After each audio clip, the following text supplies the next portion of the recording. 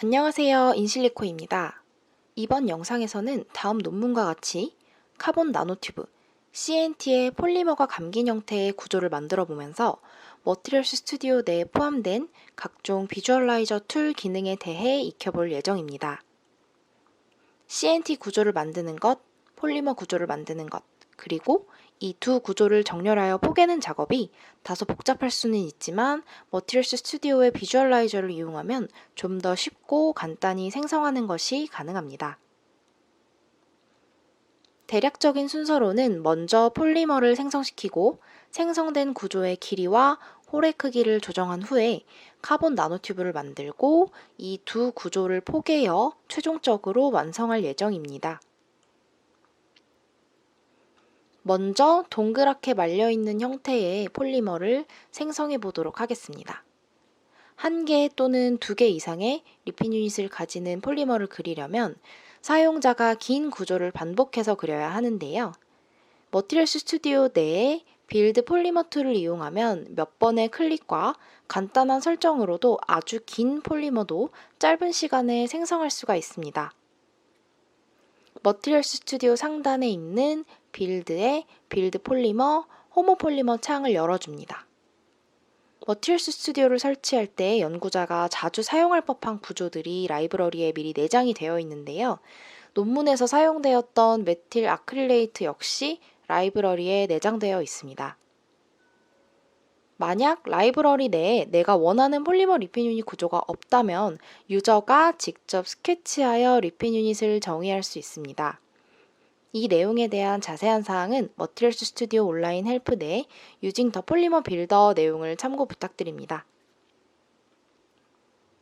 이 아래에 있는 택틱시티는 폴리머의 입체 규칙성을 의미합니다. 이 영상에서는 신디오테틱으로 설정을 하고 체인 랭스는 60으로 설정해 보도록 하겠습니다.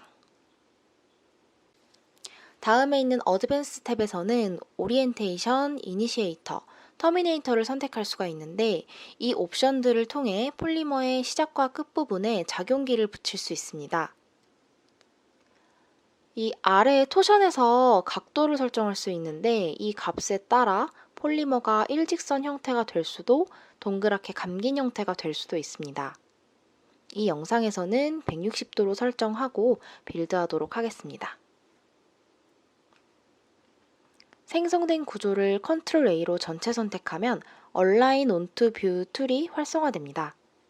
이 툴은 구조를 정렬시켜주는 기능인데 얼라인 인, 아웃을 이용하면 동그랗게 말린 폴리머에서 이 동그란 부분을 정면으로 보여주게 됩니다. 마우스 우클릭 드래그를 하면 화면이 로테이션 되면서 우측 하단의 XYZ 좌표도 같이 움직이는데 다시 처음처럼 재정렬하고 싶다면 집 모양 아이콘의 리셋 뷰 기능을 사용해 주시면 됩니다. 여기까지 하시면 동그랗게 말린 폴리머가 완성됐습니다.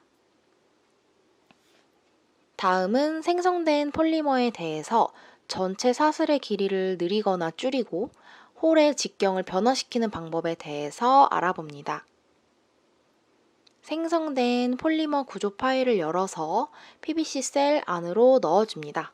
넣어주는 방법은 머티리얼스 스튜디오 상단의 빌드, 크리스탈, 빌드 크리스탈 창을 열어줍니다.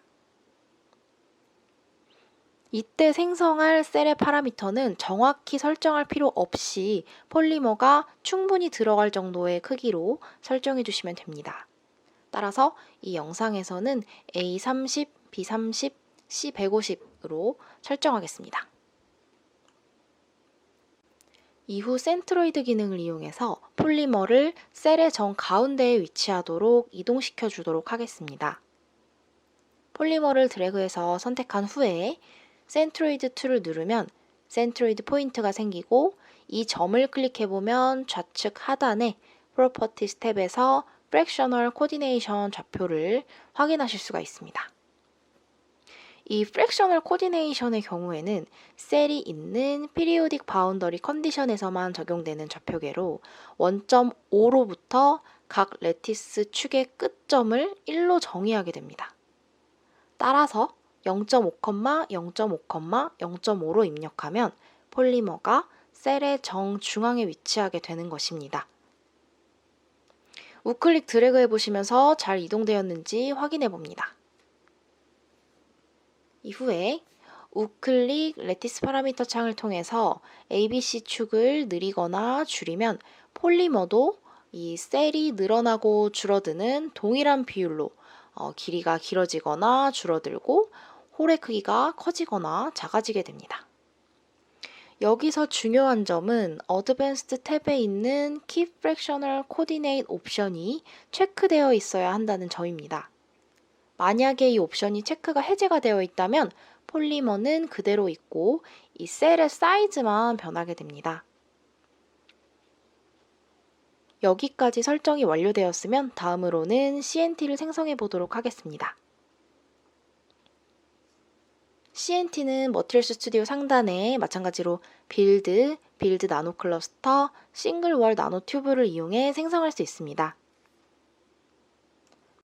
나노 튜브는 2차원 단일층의 흑연면으로 펼쳤을 때 격자 위에 두 점을 연결하는 벡터를 표시하는데 n과 m, 정수짝에 따라서 m이 0값을 갖는 지그재그 튜브, n과 m이 같은 값을 갖는 암체어 튜브, 이외의 조건들을 가진 카이랄 튜브로 나뉩니다. 앞서 보여드린 논문에서는 위 세 형태의 CNT를 모두 만들었는데 이 영상에서는 n과 m 값이 같은 암체어 CNT를 만들어 보도록 하겠습니다. 이 창에서 n과 m을 7로 입력하고 빌드하면 지름이 약 9.5옹스트롬인 다음과 같은 구조가 생성됩니다. 우클릭 후에 레티스 파라미터를 통해 C축의 길이를 확인해보면 2.45옹스트롬으로 나타나는데 저희는 슈퍼셀 기능을 이용하면 C축을 길게 하여 CNT의 길이가 길어지도록 생성할 수 있습니다.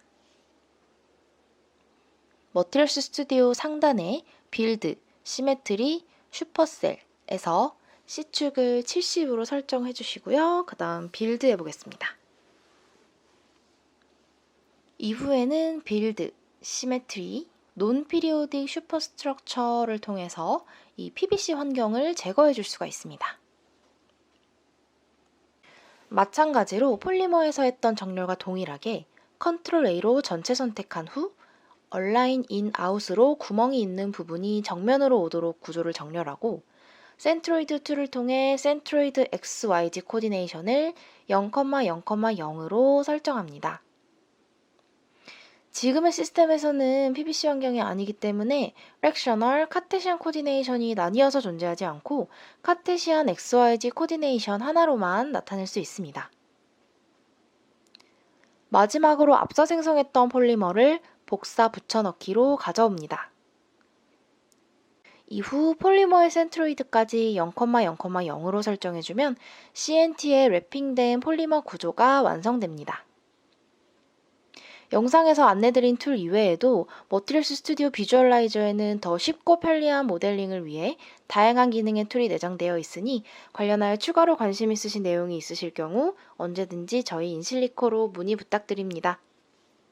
이번 영상은 여기까지입니다. 감사합니다.